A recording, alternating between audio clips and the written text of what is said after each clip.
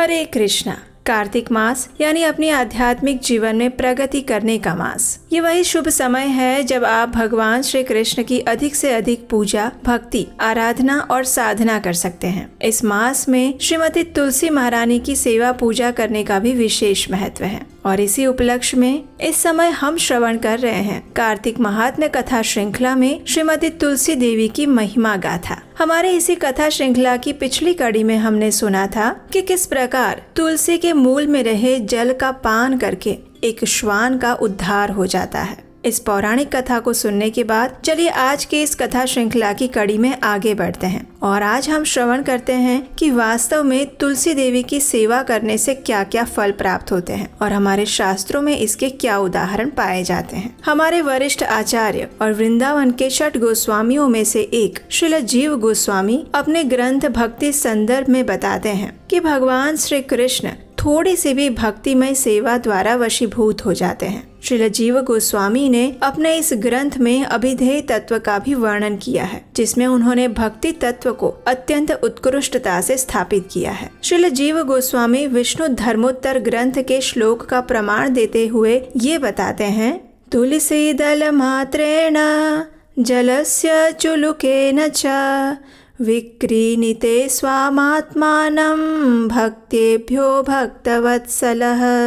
अर्थात भगवान श्री हरि जो कि भक्त वत्सल हैं, वे तुलसी दल और एक चुलुक पानी से भी प्रसन्न हो जाते हैं अगर वो प्रेम पूर्वक और भक्ति पूर्वक अर्पित किया जाए तो। श्रील जीव गोस्वामी अपने इस ग्रंथ में आगे कहते हैं कि साधु सेवा, पाद सेवन, इन भक्ति के अंगों में तुलसी परिचर्या यानी कि तुलसी देवी की सेवा भी सम्मिलित है, क्योंकि स्वयं तुलसी देवी भगवान श्री कृष्ण की अत्यंत प्रिया है। हमारे कई पुराणों में उनकी गाथा गाई गई है और कहा गया है कि श्री हरि हमेशा विशेष रूप से तुलसी कानन के अतिरिक्त किसी और स्थान आदि में जाने के लिए अनुरक्त नहीं रहते और इसीलिए भगवान श्री हरि का वास उन स्थानों पर अवश्य होता है जहाँ पर तुलसी देवी की पूजा अर्चना और उनका सम्मान किया जाता है। जो व्यक्ति तुलसी देवी का दर्शन करता है, उनके वन का रोपण करता है, ऐसे व्यक्ति को निश्चित रूप से परम पद की प्राप्ति होती है। स्कंद पुराण में तो यहाँ तक कहा गया है कि तुलसी का नाम श्रवण करने मात्र से भी असुरों के गर्व का नाश करने वाले श्री हरि अत्यंत प्रसन्न हो जाते हैं और वे हमें परम गति प्रदान करते हैं। इसी भक्ति संदर्भ ग्रंथ में आगे बताया गया है कि यदि आलस्य के कारण कोई भी मनुष्य भगवान के चरणों में अपराध कर देता है तो उसे भगवान की संतुष्टि के लिए कार्य करना चाहिए और इस बात के लिए पद्म पुराण का एक संदर्भ बताया गया है। द्वादश्याम जागरे रात्रौ यः पठेत् तुलसीस्तवम् द्वात्रिंशदपराधंश्च क्षमते तस्य केशव। जो द्वादशी और एकादशी में जागरण करके तुलसी स्तव का पाठ करता है, तब भगवान उसके 32 प्रकार के अपराधों को क्षमा कर देते हैं। किसी एक और स्थान पे भी ये भी बताया गया है कि व्यक्ति को तुलसी का रोपण अवश्य करना चाहिए। श्रावण मास में विशेषकर ये तुलसी देवी का रोपण विशेष लाभकारी बताया गया है। इस मास में तुलसी रोपण करने से भगवान पुरुषोत्तम सहस्त्र सहस्त्र अपराधों को क्षमा कर देते हैं। कार्तिक मास के महात्म्य के विषय में ये कहा गया है कि अगर तुलसी द्वारा कोई भी व्यक्ति इस मास में शालिग्राम शिला की पूजा आराधना करता है तो भी भगवान श्री हरि उसके 32 अपराधों को क्षमा कर देते हैं। जगत गुरु श्रील प्रभुपाद के गुरुदेव श्रील भक्ति सिद्धांत सरस्वती ठाकुर कहते हैं कि कोई भी व्यक्ति जिसने वैष्णव मंत्रों में दीक्षा प्राप्त की है, उनके लिए अर्चा विग्रह की सेवा करना आवश्यक है और इस अर्चा विग्रह सेवा में भगवान को सब कुछ अर्पित करना भी सम्मिलित है। जब भक्त भोज्य पदार्थ अर्पित करते हैं तो उन्हें उनके ऊपर तुलसी के पत्र रखना याद रखना चाहिए, क्योंकि भगवान विष्णु बिना तुलसी पत्र के कोई भी भोजन स्वीकार नहीं करते। तुलसी देवी भगवान श्री कृष्ण को अत्यंत प्रिय हैं और इसलिए तुलसी की पत्तियां और पुष्प भी उन्हें बहुत अधिक प्रिय हैं। तुलसी वृक्ष अर्चा अवतार, जिसका अर्थ है एक वृक्ष के रूप में आराधना स्वीकार करने के लिए स्वयं भगवान का अवतार तुलसी देवी के लिए प्रयुक्त किया जाता है। मंदिरों में भगवान के अर्चा विग्रहों की आराधना में तुलसी की पत्तियां और उनके पुष्पों का विशेष महत्व बताया गया है और ये सभी नियम उन सभी शास्त्रों में मिल जाते हैं जो ऐसी कार्य पद्धति का वर्णन करते हैं जिसके अनुसार व्यक्ति भगवान के इन अर्चा विग्रहों की सेवा आराधना कर सकता है। तो यदि आज की कार्तिक महात्म्य कथा श्रृंखला में तुलसी देवी की महिमा का वर्णन करते हुए पुराणों से वर्णित कुछ श्लोक और उसके तात्पर्य, हमें आशा है कि आज की ये कथा आपको अच्छी लगी होगी। इस कथा में हमने बार बार एक ग्रंथ का उच्चारण किया है और वो ग्रंथ कौन सा है ये हमें नीचे कमेंट बॉक्स में लिख कर बताइए। अगर आपने ध्यान से इस कथा को सुना है तो आपको अवश्य ही उस ग्रंथ का नाम पता चल जाएगा। इस कार्तिक मास में ध्यान पूर्वक सभी कथाओं का श्रवण करना अत्यंत आवश्यक है और विशेषकर इन कथाओं को अंत तक सुनना उससे भी आवश्यक है। तभी मनुष्य को इस कार्तिक मास के श्रवण का पुण्य फल प्राप्त होता है। तो चलिए इसी कथा श्रृंखला को आगे बढ़ाते हुए हम सुनेंगे इसी कार्तिक महात्म्य कथा की अगली कड़ी बहुत जल्द। तो आइए अब हम इस पवित्र कार्तिक मास में तुलसी देवी की आरती करते हैं। प्रतिदिन तुलसी देवी की पूजा करते हुए इस तुलसी आरती का स्तवन, पठन और श्रवण करना चाहिए। तो आइए अब हम उसी तुलसी आरती का श्रवण करते हैं। नमो नमः तुलसी कृष्ण प्रेयसी, नमो नमः राधा कृष्ण सेवा पवो, एई अभिलाषी, ये तुम्हार शरण लो, तारा वांछा पूर्ण हो, कृपा करी कर तारे वृंदावन वासी, मोर एई अभिलाष, विलास कुंज दियो वास, नयने हरिबो सदा, युगल रूप राशि, एहि निवेदन धर, सखीर अनुगत करो, सेवाधिकार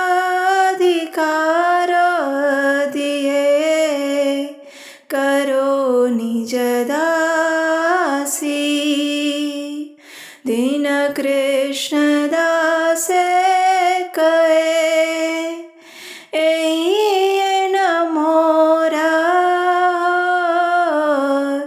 श्री राधा गोविंद प्रेमे, सदा येन भासी, तुलसी कृष्ण प्रेयसी, नमो नमः तुलसी कृष्ण प्रेयसी, नमो नमः। आइए अब इस तुलसी आरती का अर्थ जानते हैं। इसका अर्थ और अनुवाद इस प्रकार है। भगवान श्री कृष्ण की प्रियतमा हे तुलसी देवी, मैं आपको बारंबार प्रणाम करती हूँ। मेरी एकमात्र इच्छा है कि मैं श्री राधा कृष्ण की प्रेममयी सेवा प्राप्त कर सकूं। जो कोई भी आपकी शरण लेता है उसकी कामनाएं पूर्ण हो जाती है। उस पर आप अपनी कृपा बरसाती हैं और उसे वृंदावन वासी बना देती हैं। मेरी एकमात्र यही अभिलाषा है कि आप मुझे भी वृंदावन के कुंजों में निवास करने की अनुमति दें, जिससे मैं युगल श्री राधा कृष्ण की सुंदर लीलाओं का सदैव दर्शन कर सकूं। आपके चरणों में मेरा यही निवेदन है कि मुझे किसी भी व्रज गोपी की अनुचरी बना दीजिए और सेवा का अधिकार देकर मुझे आपकी निज दासी बनने का अवसर प्रदान कीजिए। अति दीन कृष्ण दास आपसे यही प्रार्थना करता है कि मैं सदा सर्वदा श्री श्री राधा गोविंद के प्रेम में डूबा रहूं। इस प्रकार तुलसी आरती करने के बाद अब समय है तुलसी देवी की प्रदक्षिणा करने का। और इस तुलसी देवी की प्रदक्षिणा करते समय आप इस मंत्र का उच्चारण कर सकते हैं। यानि कानि च पापानि ब्रह्महत्यादिकानि च तानि तानि प्राणशन्ति प्रदक्षिण पदे पदे। इसका अर्थ ये होता है कि जो भी व्यक्ति तुलसी महारानी की प्रदक्षिणा करता है तो उस प्रदक्षिणा के दौरान पद पद पर उसके समस्त ब्रह्म हत्यादि जैसे बड़े बड़े पापों का भी नाश हो जाता है। तो इस प्रकार इस कार्तिक मास में आप तुलसी पूजन और प्रदक्षिणा कर सकते हैं। चलिए अब हम इस पवित्र दामोदर मास यानी कार्तिक मास में तुलसी देवी के स्तोत्र का पाठ करते हैं, जिसकी रचना श्री पुंडरीक दास द्वारा की गई है। जगद्धात्री नमस्तुभ्यं विष्णोश्च प्रियवल्लभे, यथा ब्रह्मादयो देवः सृष्टिस्थित्यन्तकारिणः। नमस्तुलसी कल्याणी नमो विष्णु प्रिये शुभे, नमो मोक्षप्रदे देवी नमः सम्पत्प्रदायिके। तुलसी पातु मां नित्यं सर्वापदभ्योऽपि सर्वदा, कीर्तितापि स्मृता वापि पवित्रति मानवम्। नमामि शिरसा देवीं तुलसीं विलसत्तनुं, यां दृष्ट्वा पापिनो मर्त्या मुच्यन्ते सर्वकिल्बिषात्। तुलस्या रक्षितं सर्व जगत्ते तुच्चराचरं, या विनिहन्ति पापानि दृष्ट्वा वा पापिभिर्नरैः। नमस्तुलस्यतीतरां यस्यै बद्धवाञ्जलिं कलौ, कलयन्ति सुखं सर्वं स्त्रियो वैश्यास्तथा परे। तुलस्या नापरं किञ्चित् दैवतं जगति तले, यथा पवित्रितो लोको विष्णु संगेन वैष्णवः। तुलस्याः पल्लवं विष्णोः शिरस्यारोपितं कलौ, आरोपयति सर्वाणि श्रेयांसि वरमस्तके। तुलस्यां सकला देवा वसन्ति सततं यतः, अतस्तामर्चये लोके सर्वान् देवान् समर्चयन्।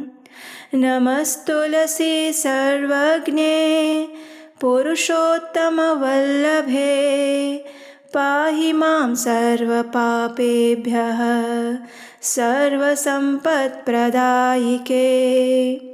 इति स्तोत्रं पुरा गीतं पुण्डरीकेण धीमता, विष्णुम् अर्चयता नित्यं शोभनैस्तुलसीदलैः। तुलसी श्रीमहालक्ष्मी विद्या विद्या यशस्विनी, धर्म्या धर्मानना देवी देवी देव मनः प्रिया। लक्ष्मी प्रिय सखी देवी द्यौर्भूमिरचला चला, षोडशैतानि नामानि तुलस्या कीर्तयन्नरः।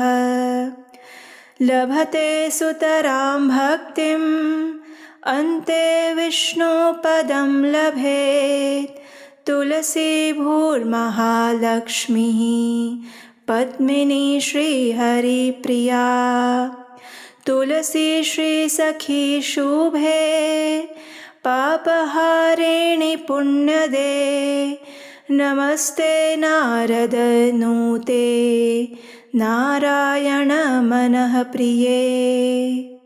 आइए अब इस तुलसी स्तोत्र का अनुवाद और भावार्थ समझते हैं। श्रीमती तुलसी देवी ब्रह्मांड की माता और भगवान विष्णु की परम प्रिय संगिनी है, जिनके कारण ब्रह्मा आदि देवता सृजन, पालन और संहार के कार्य संपन्न करते हैं। हे श्रीमती तुलसी देवी, मैं आपको दंडवत प्रणाम करता हूँ। आप सद्गुणी हैं, कल्याणकारी हैं और भगवान विष्णु को प्रिय है। आप धन, संपत्ति और मुक्ति प्रदान करने वाली हैं। श्रीमती तुलसी देवी प्रत्येक स्थिति में समस्त विपदाओं से निरंतर मेरी रक्षा करें। आपकी स्तुति और मात्र स्मरण करने से ही लोगों को पवित्र कर देता है। मैं श्रीमती तुलसी देवी को शीश झुकाकर प्रणाम करता हूँ, जिनका तेजवान और दमकदार रूप, जिसको देखकर पापी नश्वर मनुष्य समस्त दोषों से मुक्त हो जाते हैं। समस्त चर और अचर वस्तुओं सहित इस संपूर्ण जगत की श्रीमती तुलसी देवी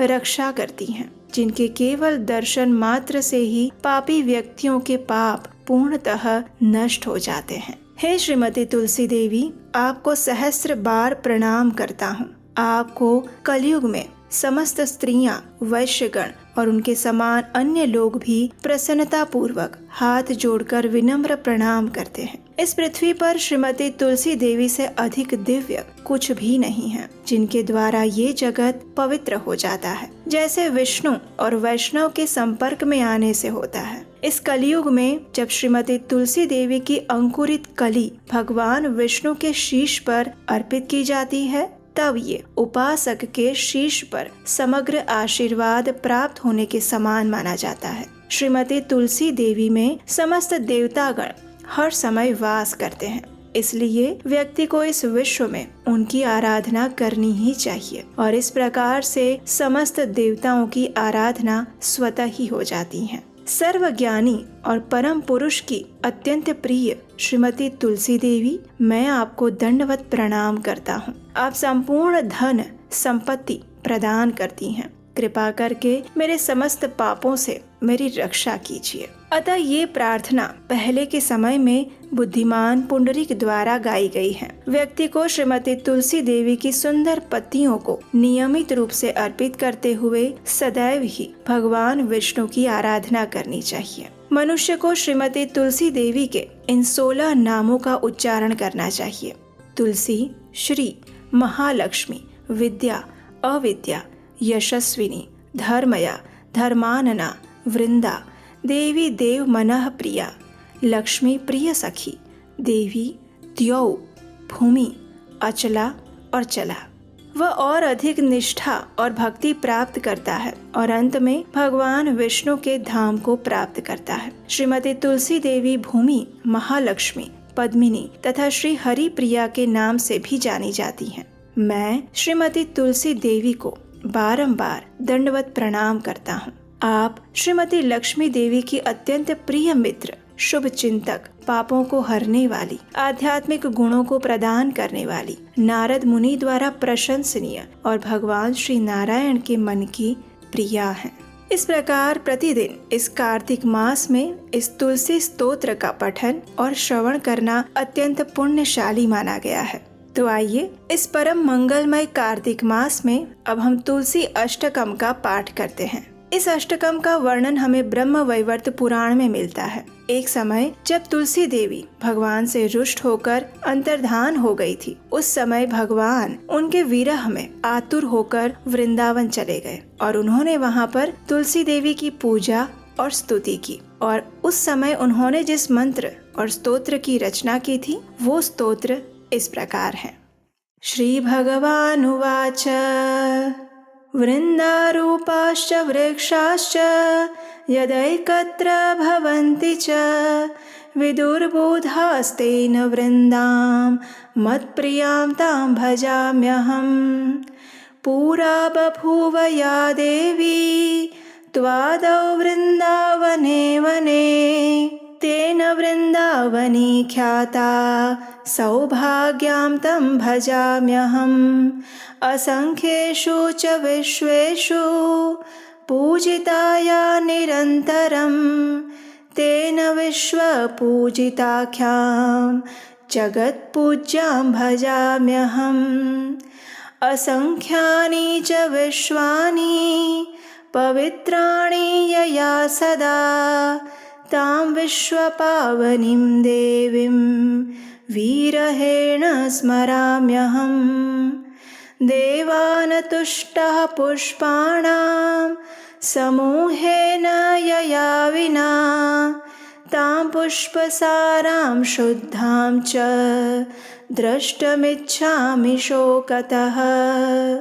विश्वे यत्प्राप्तिमात्रेण भक्तानन्दो भवेत् ध्रुवम्। नन्दिनी तेन विख्याता सा प्रीता भवता धीमे। यस्या देव्यास्तुला नास्ति विश्वेषु निखिलेषु च तुलसी तेन विख्यातां यामि शरणं प्रियाम्। कृष्ण जीवन रूपाया शाश्वत प्रियतमा सती तेन कृष्ण जीवनीति मम रक्षतु जीवनम्। मम रक्षतु जीवनम्। आइए अब हम इस तुलसी अष्टकम का अर्थ जानते हैं। श्री भगवान ने कहा, जब वृंदा रूप वृक्ष एकत्र होते हैं तब वृक्ष समुदाय अथवा वन को बूढ़जन वृंदा कहते हैं। ऐसी वृंदा नाम से प्रसिद्ध अपनी प्रिया तुलसी की मैं उपासना करता हूँ, जो देवी प्राचीन काल में वृंदावन में प्रकट हुई थी, अतएव जिसे वृंदावनी कहते हैं। उस सौभाग्यवती देवी की मैं उपासना करता हूँ, जो असंख्य वृक्षों में निरंतर पूजा प्राप्त करती हैं। अतः जिनका नाम विश्व पूजिता पड़ा है, उस जगत पूज्या देवी की मैं उपासना करता हूँ। हे देवी, जिसने सदा अनंत विश्वों को पवित्र किया है, उस विश्व पावनी देवी का मैं विरह से आतुर होकर स्मरण करता हूँ, जिसके बिना अन्य पुष्प समूहों के अर्पण करने पर देवता प्रसन्न नहीं होते। ऐसी पुष्प सारा, पुष्पों में सार भूता शुद्ध स्वरूपिणी तुलसी देवी का मैं शोक से व्याकुल होकर दर्शन करना चाहता हूँ। संसार में जिसकी प्राप्ति मात्र से भक्त परम आनंदित हो जाता है, इसलिए नंदिनी नाम से जिसकी प्रसिद्धि है, वे भगवती तुलसी देवी अब मुझ पर प्रसन्न हो जाए। जिस देवी की अखिल विश्व में कहीं तुलना नहीं है, अतएव जो तुलसी कहलाती हैं, उस अपनी प्रिया की मैं शरण ग्रहण कर रहा हूँ। वह साध्वी तुलसी वृंदा रूप से भगवान श्री कृष्ण की जीवन स्वरूपा है और उनकी सदा प्रियतमा होने से कृष्ण जीवनी नाम से विख्यात है। वो देवी तुलसी मेरे जीवन की रक्षा करे। इस अष्टकम की रचना स्वयं भगवान श्री कृष्ण द्वारा की गई है, तो इससे हम समझ सकते हैं कि ये कितना पुण्य प्रदायक और मंगलकारी है। और इस कार्तिक मास में इसका प्रतिदिन पठन या श्रवण करने से मनुष्य के पूर्व जन्मों के सभी पाप तो नष्ट हो ही जाते हैं, लेकिन उसे वृंदा देवी की विशेष कृपा प्राप्त होती है। और कहा जाता है कि भगवान के धाम यानी गोलोक वृंदावन में यदि प्रवेश करना है तो श्रीमती तुलसी देवी की आज्ञा के बिना वो संभव नहीं हो सकता। इसलिए श्रीमती तुलसी देवी की कृपा प्राप्त करने के लिए इस कार्तिक मास में प्रतिदिन इस अष्टकम पाठ का श्रवण या पठन करना चाहिए। हरे कृष्णा।